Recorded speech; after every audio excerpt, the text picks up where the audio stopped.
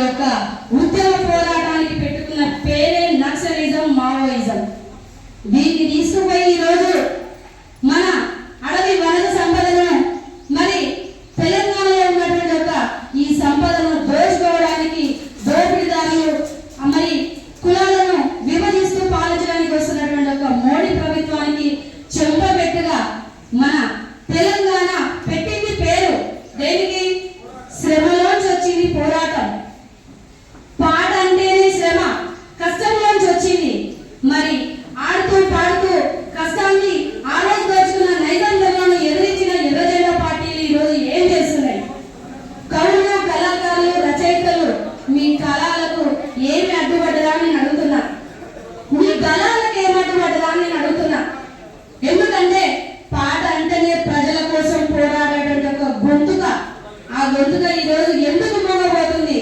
ఎవరో ఒకరు ఎప్పుడో ఒకప్పుడు వస్తారు, చేస్తారు, చూస్తారు అంటే మరి ఇప్పుడు ఉన్న వాళ్ళు ఏం చేస్తున్నారా అని అంటే దయచేసి తప్పుగా భావించకుండా ఉద్యమకారులందరికీ కూడా చేతులెత్తి నమస్కారం చేస్తూ నేను అడుగుతున్నా, ప్రతి ఒక్కరిని ప్యాకేజీలకు అమ్ముడు పోయి అని అడుగుతున్నా.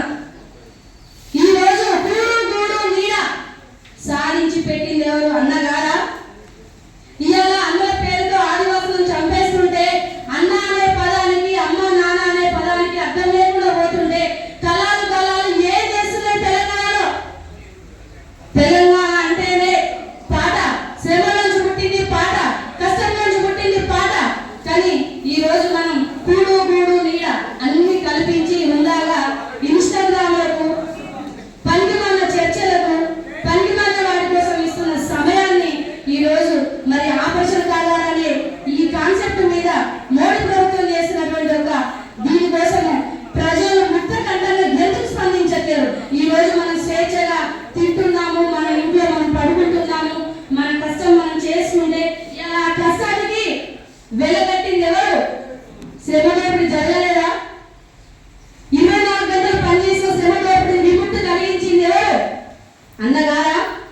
అమ్మ అనే పదం, నాన్న అనే పదాన్ని జోడించుకున్న అన్నగారా? ఎవరికి ఏ కష్టం వచ్చినా అన్న అనే పదాన్ని ఒకటి ఎంచుకొని అడుగులకు పరిగెత్తే నువ్వు ఏ కులం బిడ్డ, నువ్వు ఏ మతం, నువ్వు ఏ ప్రాంతం, నువ్వు ఏ పార్టీ అని విమర్శించకుండా ప్రతి ఒక్కరికి న్యాయం చేసింది ఏకైక అన్న అనే పదమే కదా. అది మర్చిపోయి ఈ రోజు మాకు అన్ని సమకూరున్నాయి, మా ఇంట్లో ఫోన్లు ఒకటి ఉన్నాయి, మాకు పైసలు వస్తున్నాయి. ఇవాళ ఎట్లా వస్తున్నాయి బిడ్డ నీకు పైసలు? ప్రతి ఒక్క ప్రజాధికారిని అడుగుతున్నా నేను, మీ అందరికి డబ్బులు ఎట్లా వస్తున్నాయి? మీకు శ్రమ దోపిడీ జరిగింది తెలుసా?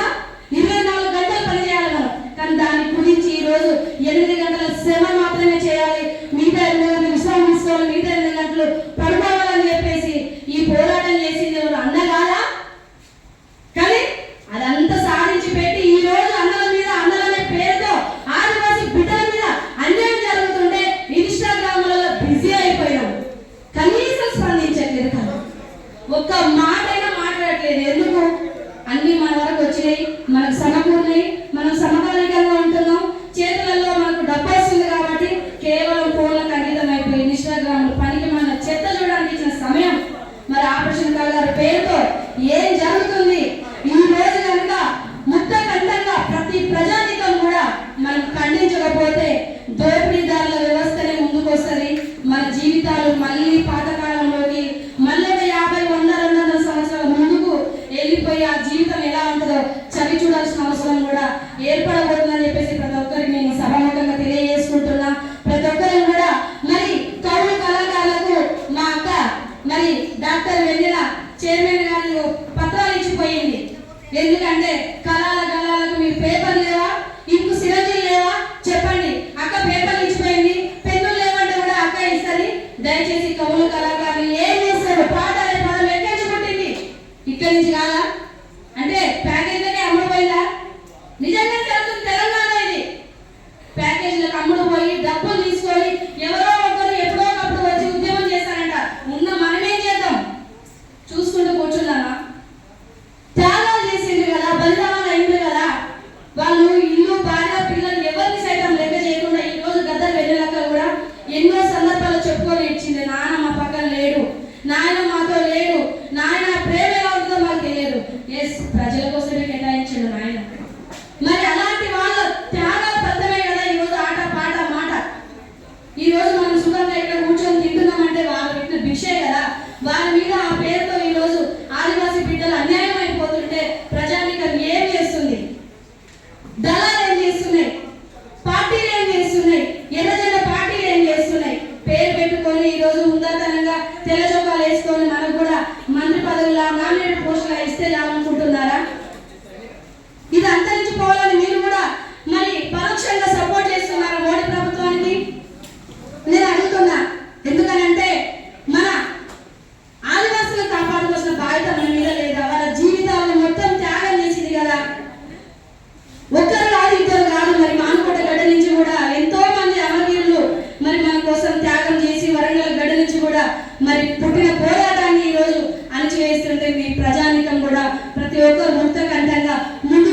ఉండాలని చెప్పేసి ప్రతి ఒక్కరిని ఈ వేదిక ద్వారా తెలియజేసుకుంటూ కోరుకుంటూ ఇప్పటికైనా 15 ఇందులో దండ చౌకలో జరిగే మీటింగ్ కి ప్రతి ఒక్కరు కూడా హాజరయ్యి చిన్న పెద్ద ఉద్యమం చేస్తేనే తెలంగాణ సాధించుకున్నాం కాబట్టి ఇప్పుడు కూడా ఆపరేషన్ కాగాలని ఆపివేయాలని మరి శాంతి చర్చలు జరపాలని చెప్పేసి ప్రతి ఒక్కరు కూడా ముక్త కంఠంగా విద్యార్థి విభాగాలే కాదు చిన్న పెద్ద తేడా తారతమ్యం లేకుండా ప్రతి ఒక్కరూ మనము ఈ రోజు ఇంత స్వేచ్ఛగా బ్రతుకుతున్నామంటే అది వాళ్ళ పెట్టిన భిక్ష అని చెప్పేసి నేను ప్రతి ఒక్కరికి తెలియజేసుకుంటే అవకాశం ఇచ్చిన పెద్దలందరూ కూడా ధన్యవాదాలు తెలియజేస్తున్నాను. Thank you so much.